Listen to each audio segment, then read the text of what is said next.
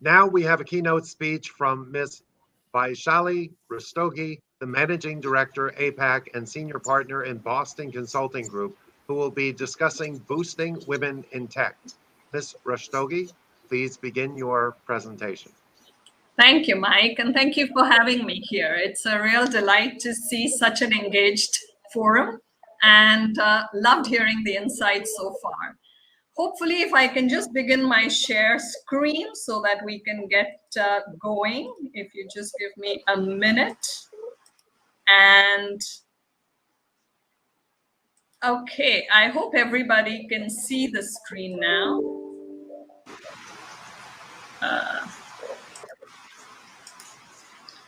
Okay, is this good? Mike, can you see it? That's great.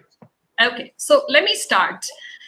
Boosting the diversity dividend is what I've called this. And this is based on two pieces of work that we did. One, which is in Southeast Asia, covering diversity and inclusion just last year, as well as women in tech that we did with IMDA and SG Women in Tech across Southeast Asia.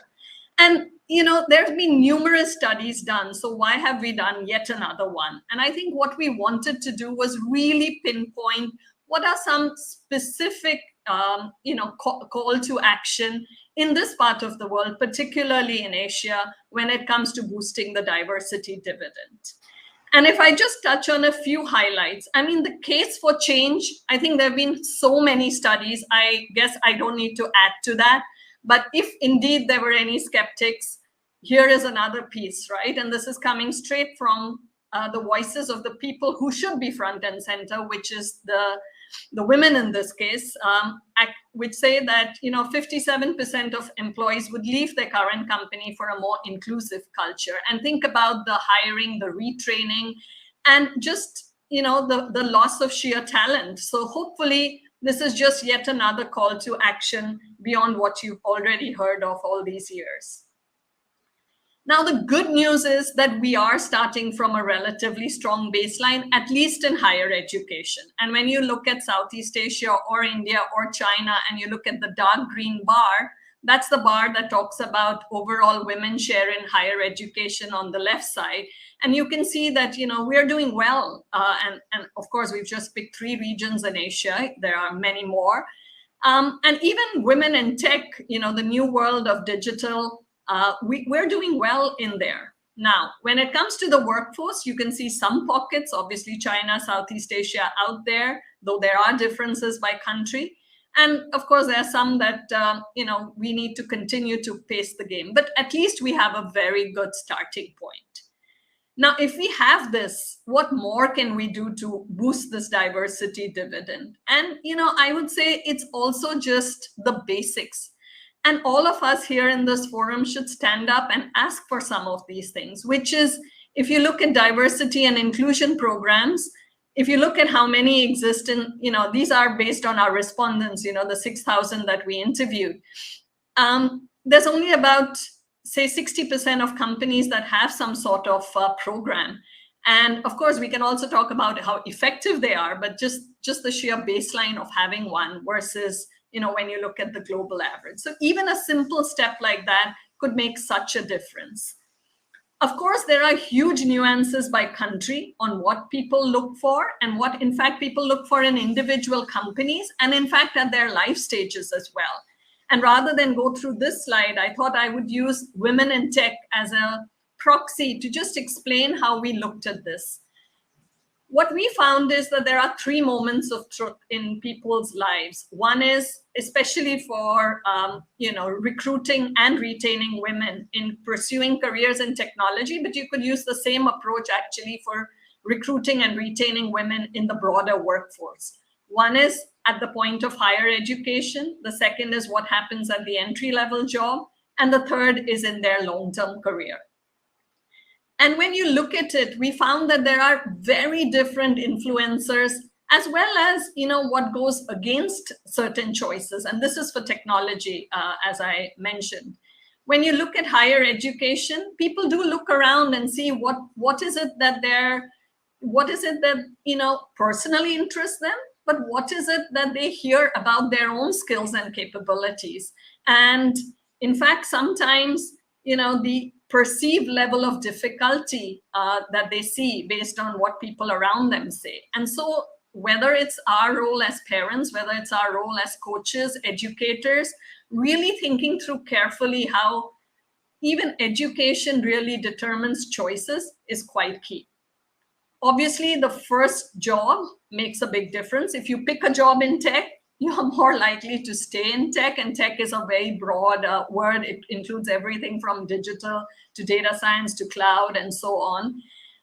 You tend to stay there as well. And then, of course, retaining women in tech, well, of course, you see career advancement, you see work-life balance, but you also see, what different corporates are offering you as well or not in the place you're working.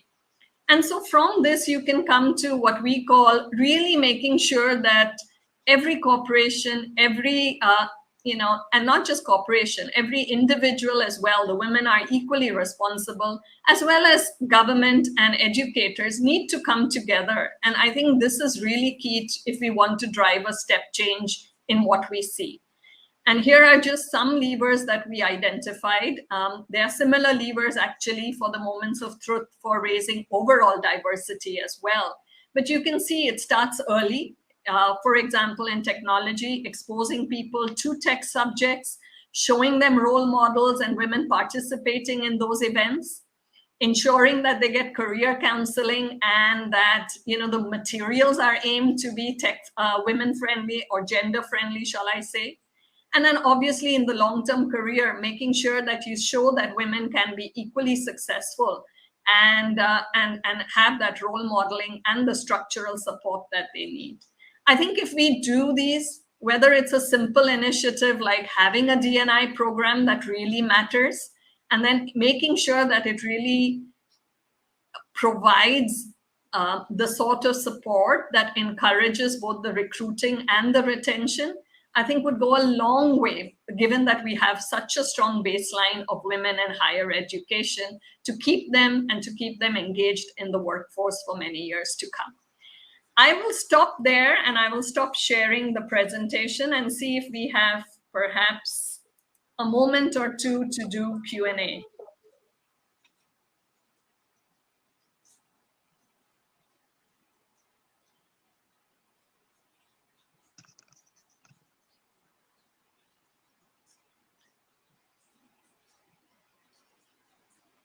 So Mike, it's a big forum. So in case there are no questions, I can say what my closing line is here, but let me just give it one more minute and hopefully I get you back on time.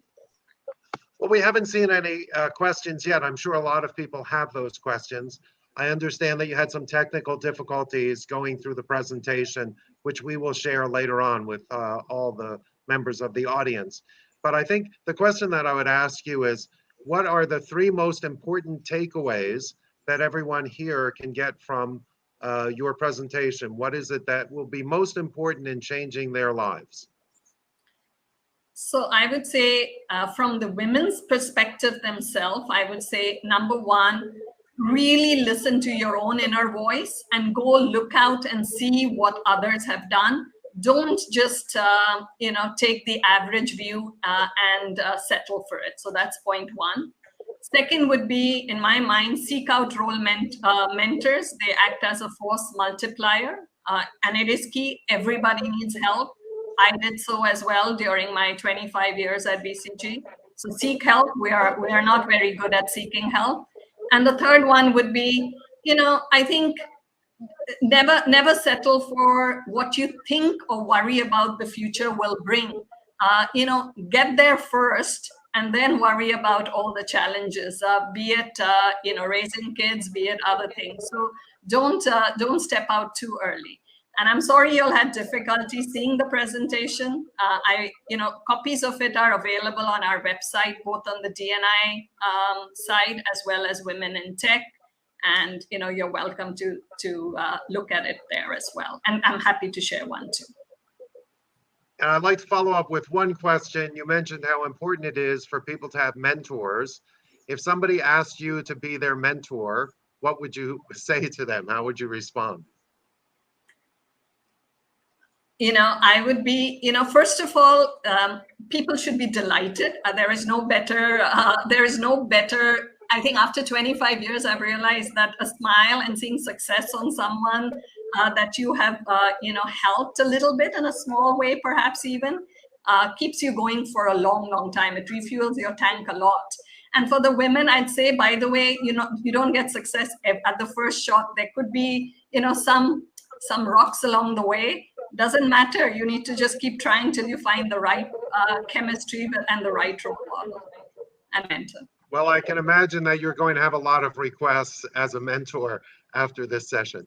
Thank you so much for your sharing. We really appreciate it. Thank you so much.